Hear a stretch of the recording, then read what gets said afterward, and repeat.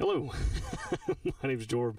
I love gear. Today we're talking about Akai's AX73, this beautiful, beautiful, big gray machine. I apologize if my voice sounds a little hoarse. We did Outcast at karaoke last night.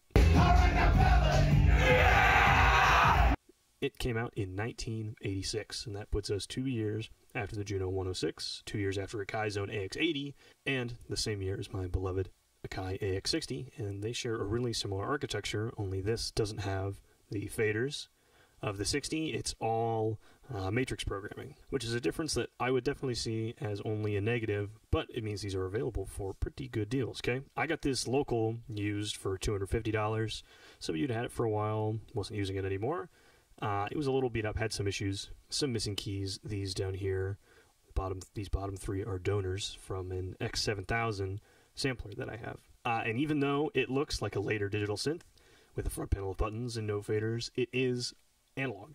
It uses VCOs even over DCOs, which by the time we're at 1986, that was not a very popular choice. 6 voices, 1 VCO per voice, 2 envelopes, 1 LFO, and because we're a little later, we actually have velocity sensitivity on our keys.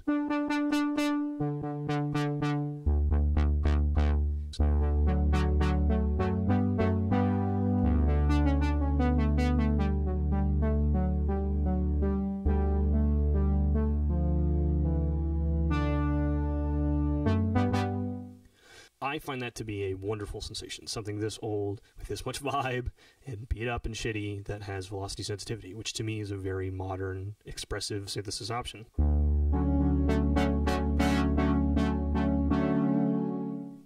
Awesome. What a cool thing. Anyway, all that together makes a really, really great sounding synth. Tons of character, good brass, good strings, strong bass sounds even. All the stuff you'd expect for 80s analog poly to do really well, it does really well. This will be formatted a lot like my other demo/overviews. I'm going to demonstrate some sounds, I'll walk through the synthesis options and what it's like to program, and we'll round out with some conversations about money and overall conclusions. Sound good? I think so. If you are subscribed, really appreciate you being here. We're just over 4,600 now. I actually appreciate every single one of you. It means so much. If you are not subscribed yet, make sure you do. If you need some convincing, take a peek at other videos on my channel. I cover the AX60 in a similar format. That video is old and the audio is bad, but I still think it's worth watching. Okay, cool. So if you've seen these before, you'll probably say, what's up with this on the front panel? This is a magnet that I had made custom because I found this frustrating to program because the parameters aren't written on here anywhere, and I kept pulling up the manual. I said, you know what, why don't I just make my own list of labels? So I found a company that would print custom magnets, and here it is. If you have an AX73, I have 9 more of these. I'm going to put them on my reverb, and I'll link that if you want to buy them. Okay, helps me program it, so I just had to get that out of the way. We will talk about it a little bit later. But I'm going to start with some sounds, and 00 is this string sound, which I like, but 01 is this brass sound, which immediately convinced me that this is not. And I didn't think I'd have this for that long, and then I played 01, this brass sound, and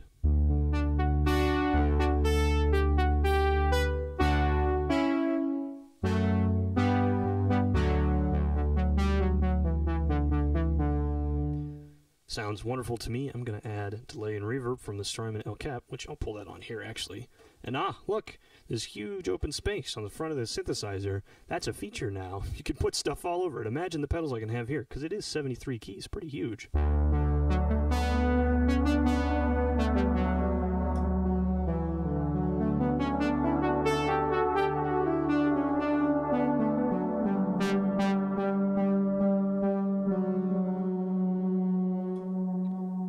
Love that brass sound so much, and the velocity sensitivity gets a chance to really prove its value there. Wonderful. And I'm going to click through the rest of these, and any that really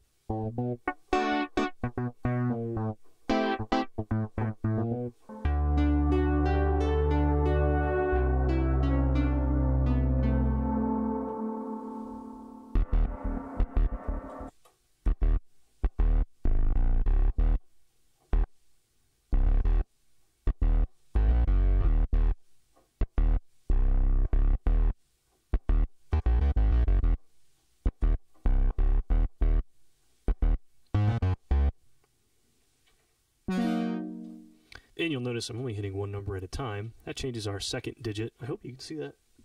It's probably going to be hard to see on the second camera. The LCD is pointed like at my eye, so I tried to get this kind of level with my, kind of close to where my head is, but you change bank, so you go bank 1, and then you just change the second digit with the num keys, right? There we go.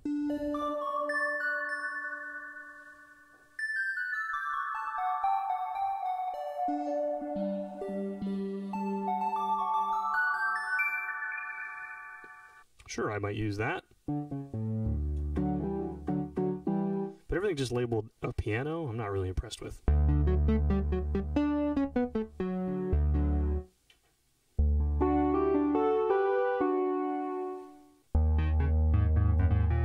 Nickelodeon, this is called how?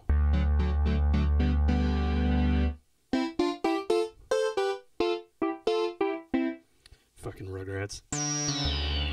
Ooh, alright. Something weird.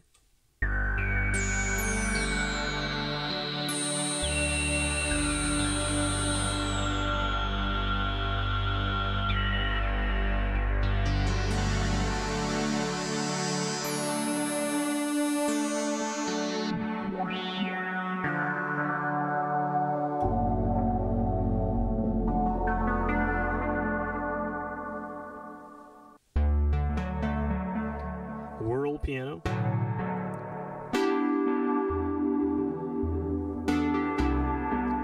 If that's supposed to sound like a Wurlitzer, it really does not. And if you're saying, man, kid, how do you know what a Wurlitzer sounds like? That's how.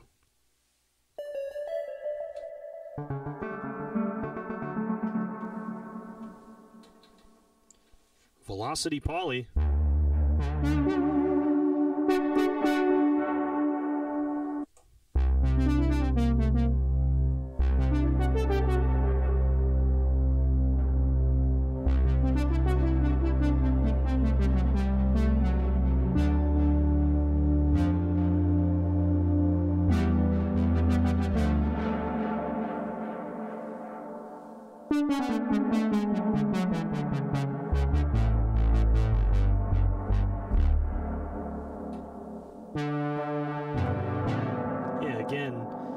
Stuff that's supposedly string sounds doesn't sound as good as the stuff that's supposedly brass sounds.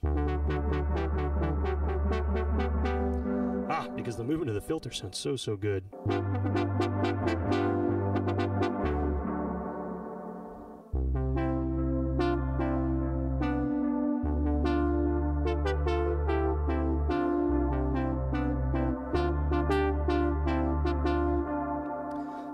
I love stuff like that. And even this, bowed strings, that to me is like, ooh, this is going to be a good one. And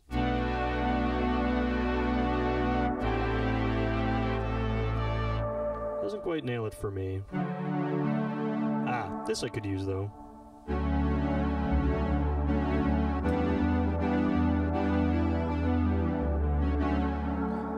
I want more release. That is 2-4. Bank 2-4. Or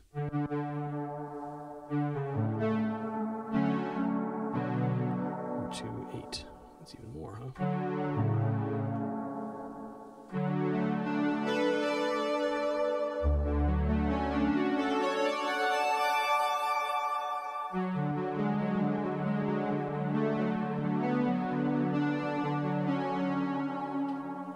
Yeah, that got better.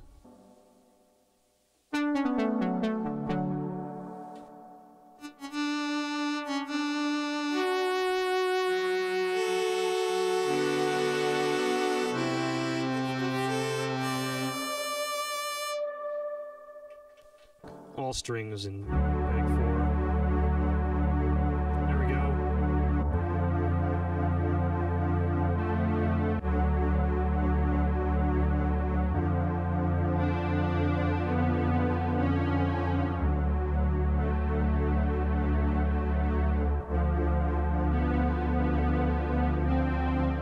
Oh yeah.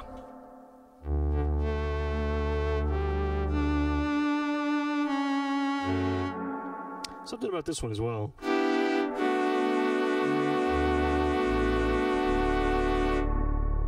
Really does it for me.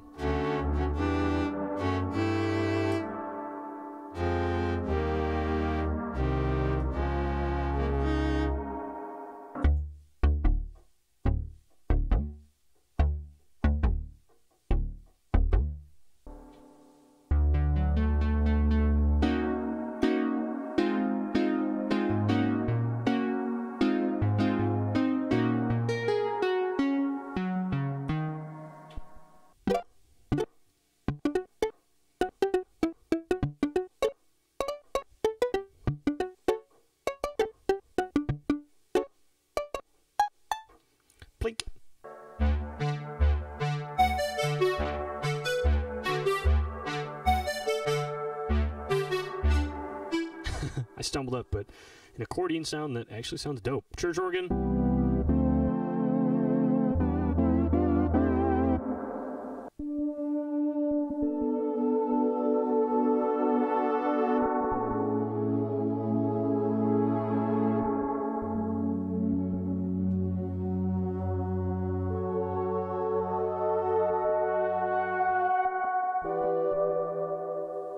Okay, cool. I could go through that forever, but I'm going to try and find something close to... So I'm going to try and find something close to an initialized patch here. If not, I will just make one myself. So actually, you know what? I'm just going to do that with my fancy-dancy Jorb parameter list, huh? So you can... Sounds pretty good back for... That honestly sounds very good to me. So that is just our sawtooth. And I'm going to go up here to VCO waveform bank 01, and it has this little diagram of it. If that doesn't show up great on the camera, I'll get footage of it afterward. It draws out the sawtooths, but you can slide through or hit up and down. Here's our sawtooth.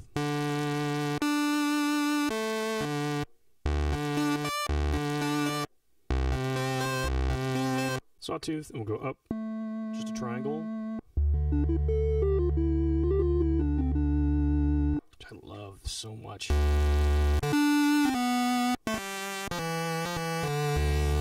Square. This is triangle and a saw.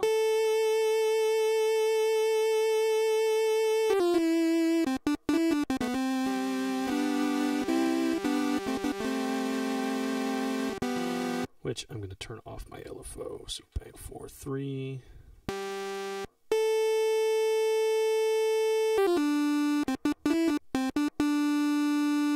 That looks great, and then we'll go back to our waveform. Oop, there it was. Oops, bank 01.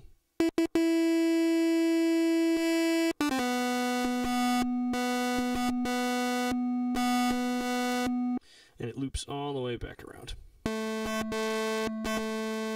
Okay, and let's go back onto our squares, and we go to 2. Variable pulse width does not go through 0. This can be modulated, and I said 1 LFO earlier, it's really 2.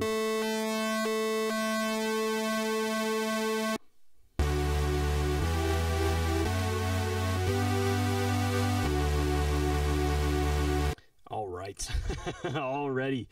What great sound, man. Okay, and something really interesting that you can do on this chip, CEM3394, which I'm going to pop this open just to point at him, because I like to do that.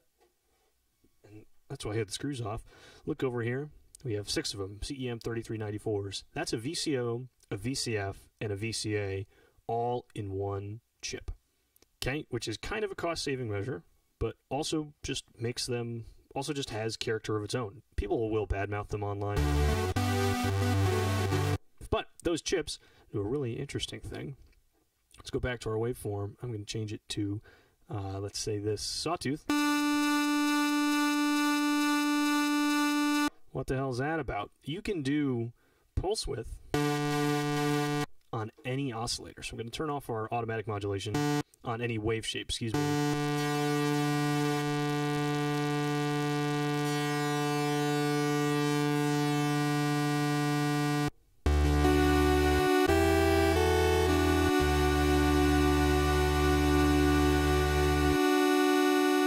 It's a really interesting complex waveform. Cool. Okay, we're going to turn on modulation again.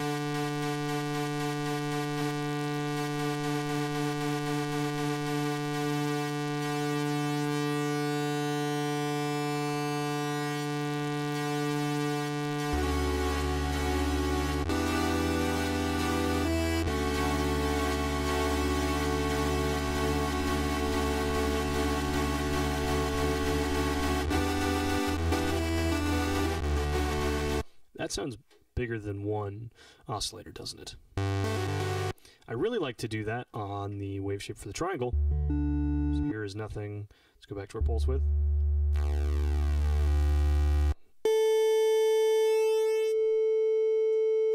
try and get it nice and neat on the scope. That's almost a wave folding sound.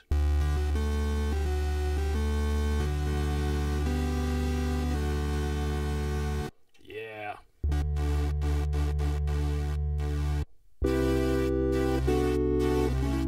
I wish it was easier to get the range in a place you liked, you know what I'm saying? Because I would like the movement between maybe the top third of this fader. But I'm glad that it's there, and it's a really fascinating synthesis option. Okay.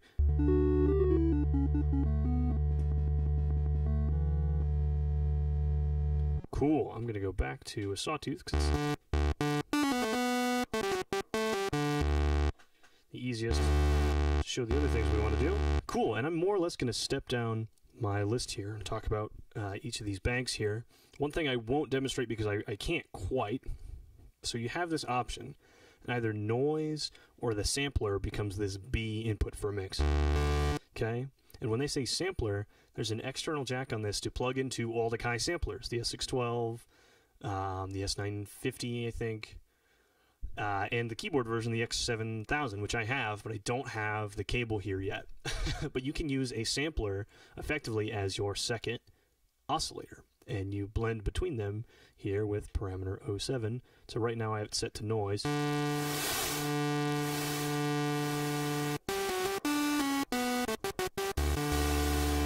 Okay, which you know what that sounds like. But your options for 6 are sampler to B or noise to B. Pretty cool. It could be both. So noise off, sampler off. And then 7 are balanced. Bring that up to 0. Okay, back where we were. And then let's talk about our filter. So we need bank 1, 0 is your cutoff.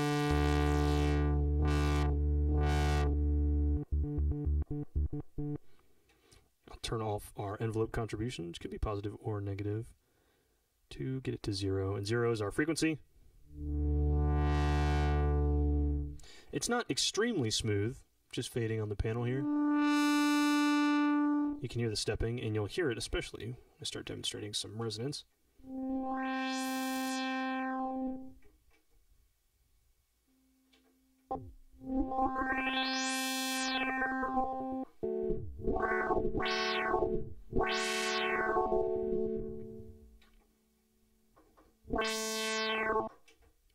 And about 75.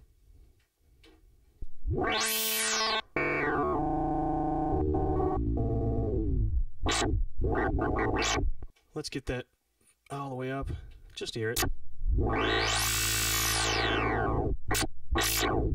Interesting.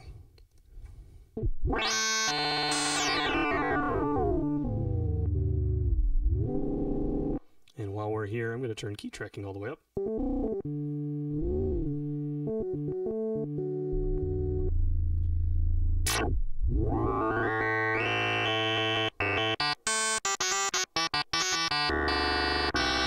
Way too loud, but you get the idea. You can track your filter.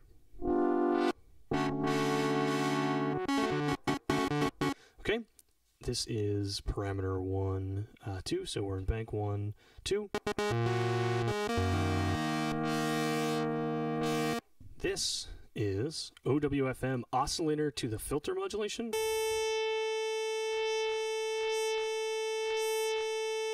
It's kind of... Let me get one waveform on screen. We've got no resonance frequencies. Down a little bit just so we might be able to hear it. And notice it.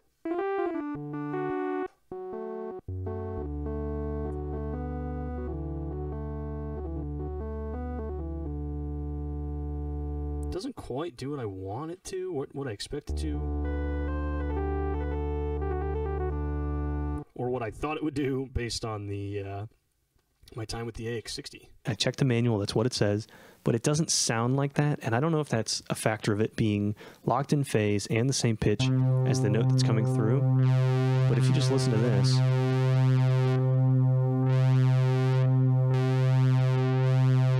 it sounds like it's taking away even harmonics, odd harmonics. It's taking the edge off in a way, but if you had a little resonance, you get elements of FM and elements of FM sounds. I thought it'd be way more bombastic, you know?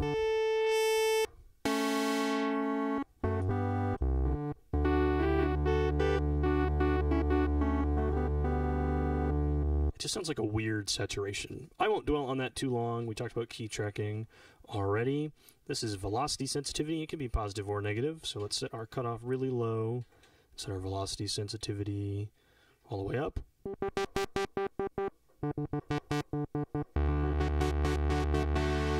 Cool. And finally, there is a high-pass filter.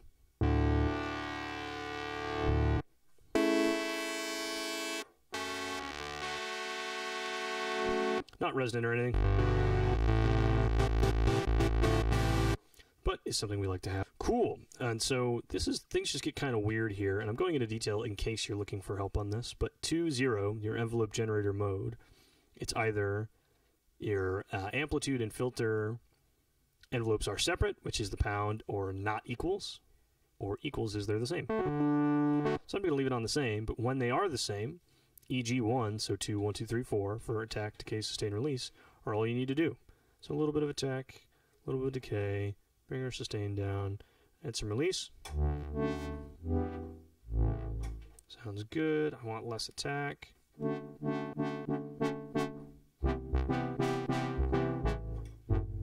I want more decay and a higher release. Higher sustain, excuse me.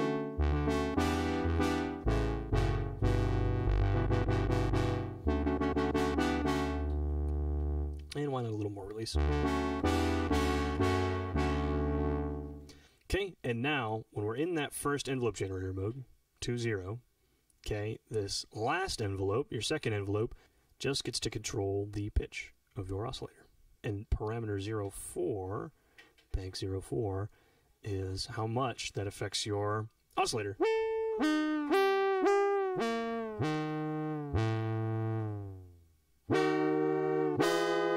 Cool, but also sounds kind of weird if you don't tune it well. So I'm going to change the sustain on that to all the way up or all the way down. And we need faster decay. We go back 0.4. Whoops, I know I need bank 0. I do that a lot. I just type in 0.4 when I need to hit bank 0. And then go to 4. Let's bring that way down. So just a little bit of oscillator movement. EG1 will always control your amp, but it can also control your filter. And so your two EG select options are they're different, which is the pound sign, or not equals, or they're equal. So when they're equal, envelope generator 1, which is 2.1 through 2.4, bank 2, 1, 2, 3, 4, is your attack, decay, sustain, release. And then envelope generator 2, which is 5, 6, 7, and 8, attack, decay, sustain, and release, becomes the control just for your oscillator pitch, and you can control that with oscillator 2. But if they're set to different in envelope generator mode, 1 is your amplifier, 1 is your amplitude, and 2 is your filter and your pitch. Pretty cool that you can point it there. Just kind of a weird implementation of it. I get that that's because of the matrix programming thing. But I'm going to turn off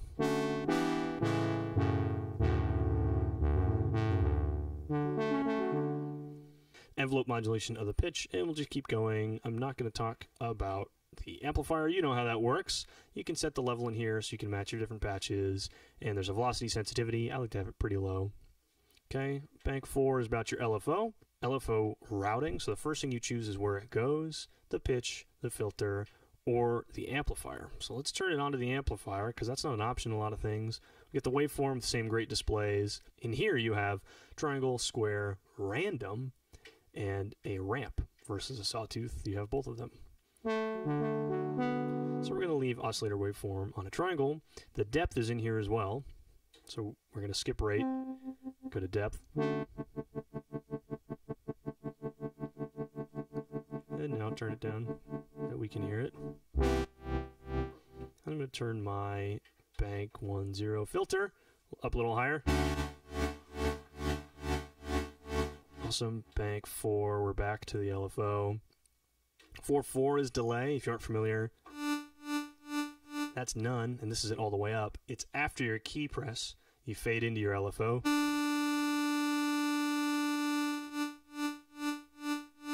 Cool, so let's turn that back down to 0. And let's show you the full speed.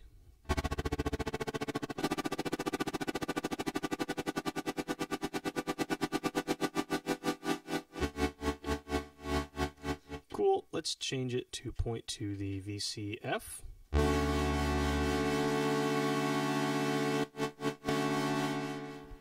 And let's change our depth a little higher.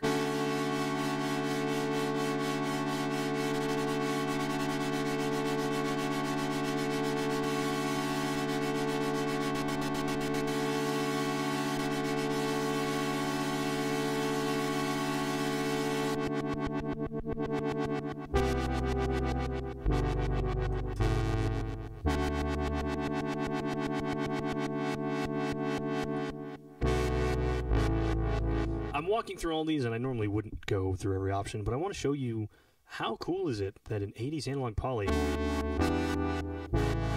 has a bunch of dope options for its... But I want to show you that this 80s analog poly has a bunch of really, like, mature features, a bunch of really, like, advanced features for, a lot of its modulation.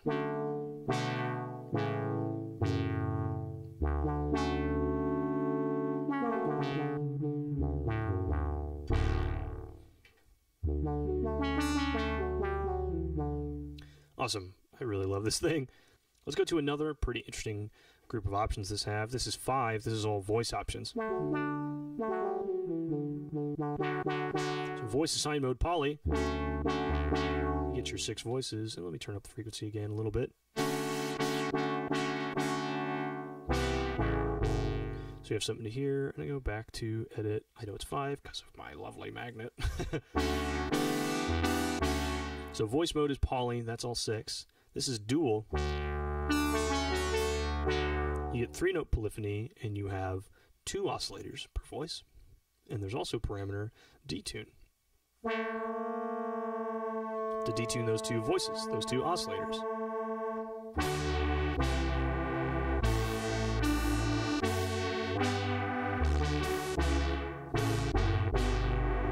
Very cool. 3 voices isn't a ton, but if you're doing single note lines,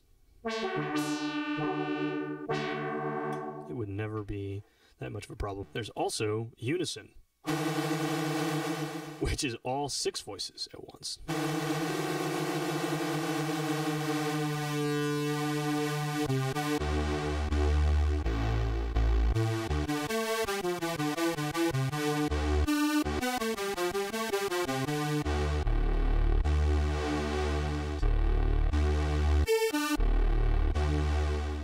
And I skipped 5-1.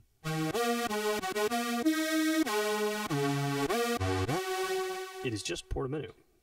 Let's go back to assign. Go back to poly.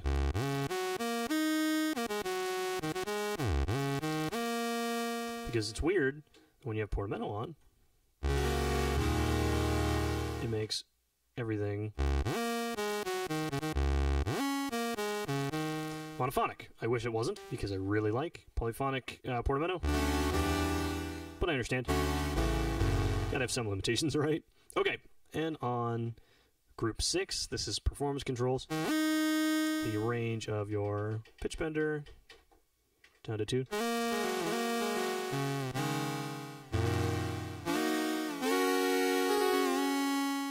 Awesome. And then your pitch bender can also control your filter. Turn it all the way up. And I need to go back to bank 1, 0, turn down my frequency.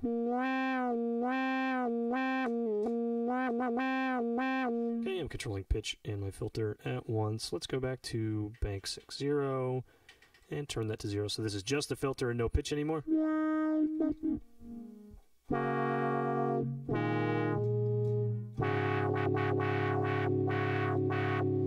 Cool. And then the wheel controls wherever your LFO is routed. So let's turn wheel modulation up to 100. As I bring it in, there's our LFO that we set up earlier.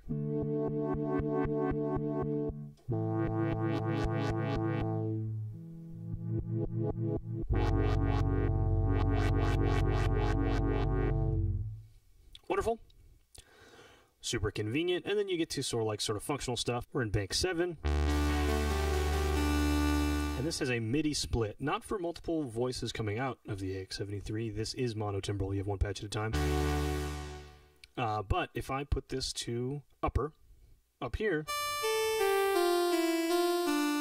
we'll be controlling the AX73, and down here, we'll get nothing out. But that gets sent out on a different MIDI channel. And so I have that's my little space-filling label here.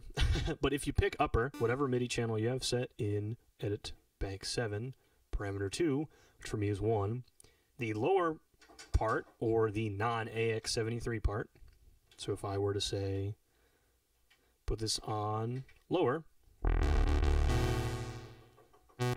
right now my split point is the bottom 2 octaves. So the bottom 2 octaves are the 73, and the upper is nothing. When you have it set to lower, the upper channel is your channel plus 6. When you have it set to upper, the lower channel is your channel plus 6. And so if I'm playing on 1, here I then have external MIDI going out to a synth that's responding to 7. And I can control it from this big, huge keyboard. Very cool way to utilize 73 keys. And I believe is a feature that comes from their master keyboard, the MX73, which looks a lot like this, just with no synthesis engine. It's just a big MIDI controller. Edit 7 and 7.3 is program change, disabled or enabled.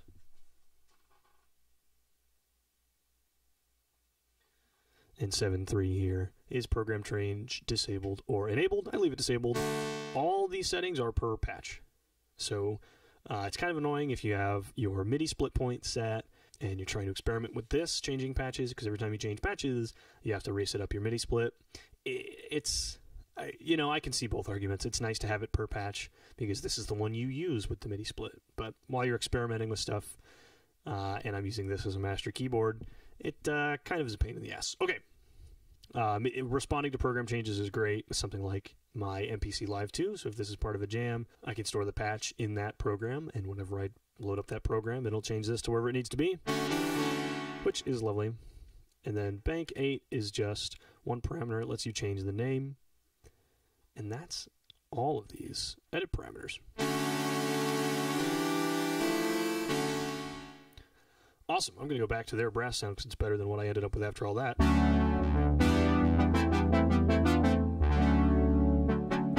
To demonstrate the one thing I skipped over, which was the chorus. So I go to Bank 4.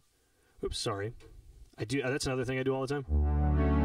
You need to go to Bank 0, Patch 1, Edit first, then Bank, and go to 4, where their LFO is at, and that'll take you off of Bank, and then 5 for chorus.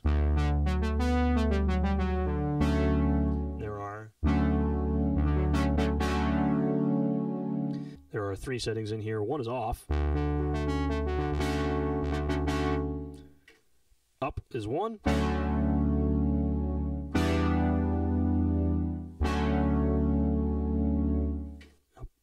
Up another time is 2.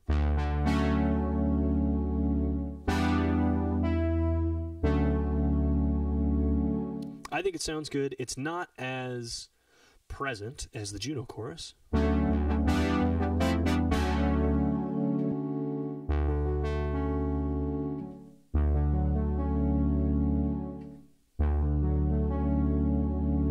It's there, and just like the Juno chorus, if you listen right now, you can hear it sort of going left and right, bothering you.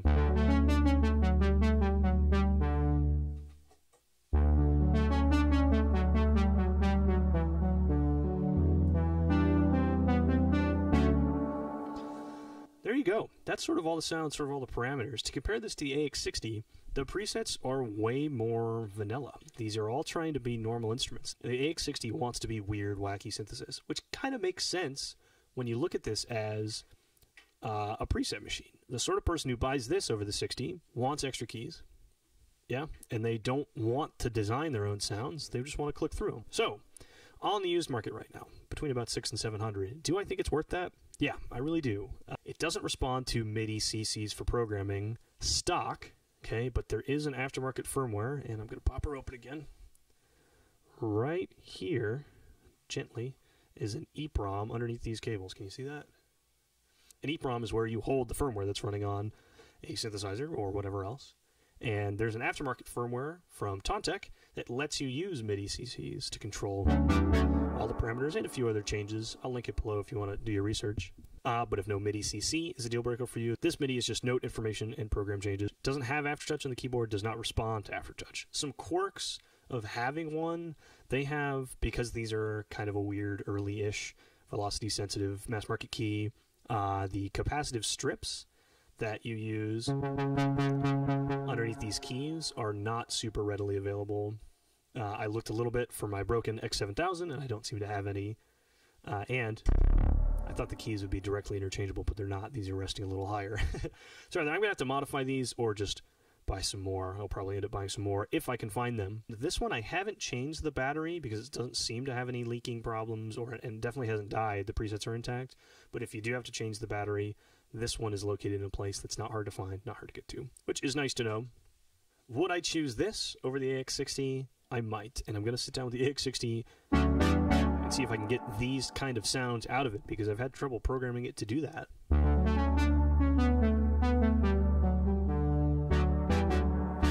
So I love this. I'm happy to talk about this now. I almost talked about it right after Dr. Mix did a few episodes on his. I know a VST just came out, Martinek, that looks cool and sounds cool, but gives you enough options that I don't really think of it as the same thing. And if they're just trying to do the 3394 thing, fine, you know, good on them. Anyway, final sort of buying recommendations. If you can get a good deal on one of these, hell yeah, pick them up. It's really dope. It's a little too big for a lot of setups, probably mine included, and it doesn't live in any main location. It just comes in whenever I need it because it's giant. It's huge. But I do quite like it. I'm quite fond of it. I wish it had an arpeggiator or a sequencer, but the sounds are there, and they're good. Overall, this is kind of a weird moment in synth history. You have MIDI and velocity sensitivity, but also it uses VCOs. So it kind of lives in this in-between space. It's Akai gray with the kick-ass Akai logo, and I love putting this next to my Live 2 because they look wonderful. Totally superficial.